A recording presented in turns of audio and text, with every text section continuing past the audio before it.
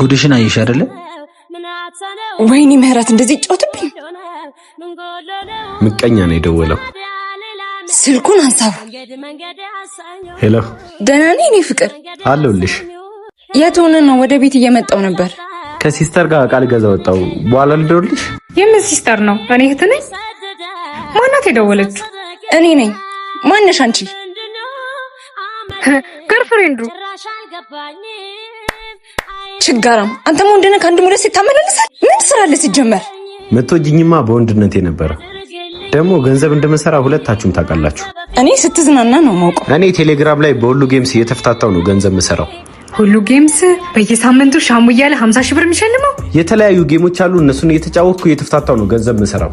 አዎ ፕሮፋይሌ ላይ በመግባት የሁሉ ጌምን ቴሌግራም ሊንክ ማግኘት ትችላላችሁ። እንዲሁም የተለያዩ ጊቫዌዎችን ስለሚሰጥ ሬጂስተር እያደረጋችሁ እየተዝናናችሁ በሁሉ ጌምስ ገንዘብ መስራት ትችላላችሁ።